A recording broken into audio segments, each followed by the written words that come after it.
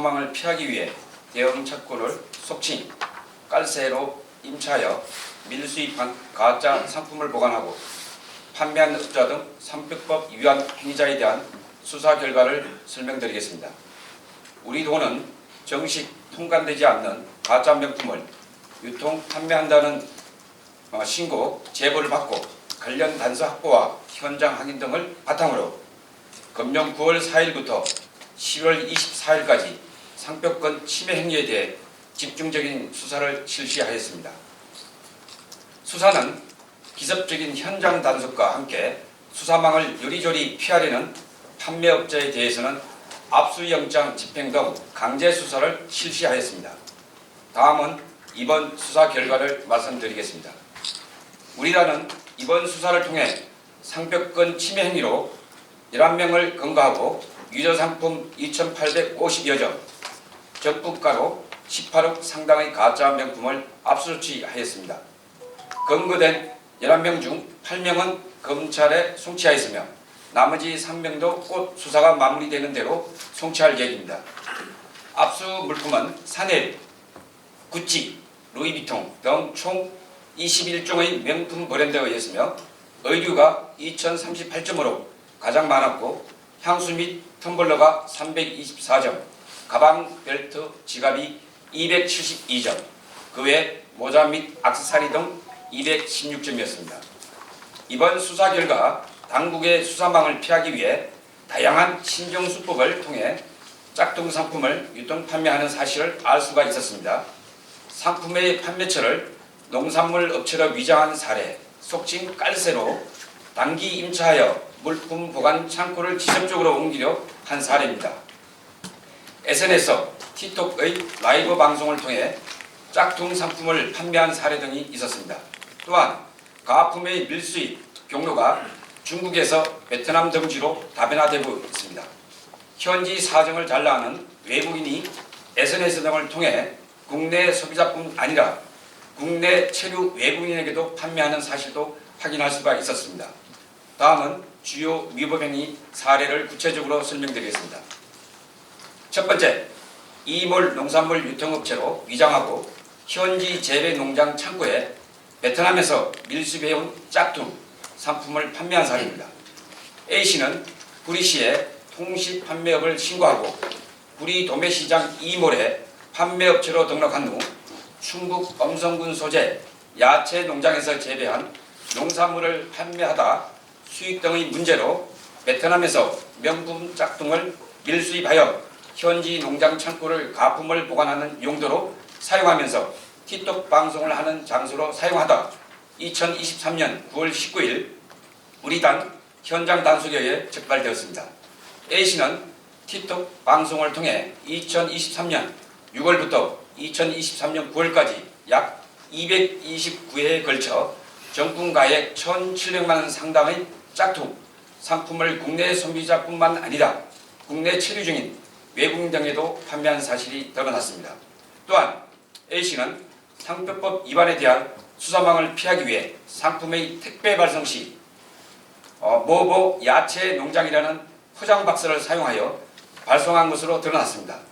도는 현장 단속 시 A씨가 판매 목적으로 보관하고 있던 루이비통, 샤넬, 구찌 등 명품 짝퉁 상품인 벨트, 지갑, 향수 등 529개, 정품가 약 2억 7천만 원 상당을 압수 조치하였습니다. 두 번째, 대형 창고를 단기 임차하여 물건을 보관한 후 가품 중간 유통업자 등을 모집하여 유통하려 한 사례입니다. B씨는 김포시에 소재한 대형 상가 건물 118평을 2023년 10월 15일부터 2024년 1월 14일까지 3개월간 단기 임차한 후 건물 내부가 보이지 않게 판넬 및 암막을 설치하고 캠핑용품 강구 시트지 등으로 철저하게 건물 외부를 엄폐한 후 몽클레어, 다올, 세리너 등 해외 명품 가품을 판매하기 위해 보관하다 2023년 10월 27일 현장 단속에 의해 적발되었습니다. B씨는 경기도 외곽 지역의 교통망이 좋은 건물을 물색하여 단기 임차하고 동대문 중간 보따리상으로부터 몽클레어, 셀리너, 디올, 라이프워크, 의류, 모자 등 명품 짝퉁 1150여 점, 정품가로 약 8억 원 정도를 들어와 해당 건물 1, 2층에 보관하고 틱톡 방송을 통해 짝퉁 중간 도매상 등에 판매하려 한 것으로 밝혀졌습니다. 세 번째, 주상복합단지 및 의류 매장 밀집 지역에서 여성 전용 의류 매장을 운영하면서 지역 주민 등의 짝퉁 상품을 판매한 사례입니다. 시시 등 8명은 주상복합 아파트 밀집된 지역에서 여성용 의류 매장을 각각 운영하면서 가품을 일반 상품과 함께 진열해놓고 찾아오는 지역 주민 등에 판매하려다 2023년 9월 4일부터 10월 18일까지 우리 공정특사단의 단속에 적발되었습니다.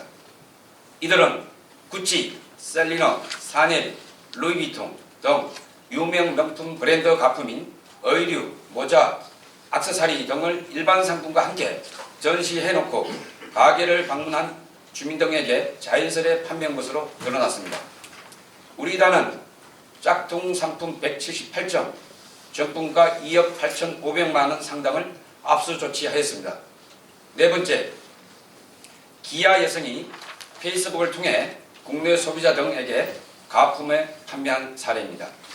D씨는 2013년 5월에 기아한 여성으로 화장품 외판업을 하면서 베트남에서 밀수입한 해외 명품 짝퉁 상품인 의류, 모자, 가방 등 약 1000여 점, 정품가로 약 5억 원 상당을 창고에 보관하고 페이스북과 틱톡에 물건 대량 입고 광고를 게재한 후 실시간 라이브 방송을 통해 국내 소비자와 국내 체류 외국인 등에게 판매하려다 적발되었습니다. 이번 수사 결과를 통해 상표법 위반 사례가 갈수록 교묘해지고 다양한 형태로 이루어지는 것을 알 수가 있었습니다. 상표법 침해 행위는 국가 이미지 실추와 함께 공식 수입 절차를 거친 정품 판매업자 및 소비자들에게 막대한 피해를 입히는 동시에 상품의 질적 저하 문제로 소비자들에게 물질적 피해를 입힐 수 있습니다. 특히 압수된 물품 중 향수는 인체에 직접 사용이 되는 제품으로 정식 통관 절차를 거치지 않고 시험 성적 인증서를 획득하지 않은 가품 사용 시에 도민의 건강과 안전에 위협이 될 수 있습니다. 도민 여러분께서는 물품 구입 시 시중가에 비해 지나치게 저렴하거나 품질이 의심이 되는 경우는 해당 정품 업체 홈페이지 등의 등록 상품 여부를 확인하시고 불법 짝퉁 상품 구매로 피해를 입으신 경우는 저희 경기도 공정특별사법경찰관으로 연락 주시면 상담을 통해 수사 및 대응 방안을 친절하게 안내해 드리겠습니다. 저희 특사경은 앞으로도 국내외 시장을 어렵히고 도민들의 안전에 위해 가하는 상표법 위반 행위에 대해 철저한 수사를 강화해 나갈 것임을 말씀드립니다. 이상으로 수사 결과 브리핑을 모두 마치겠습니다. 감사합니다.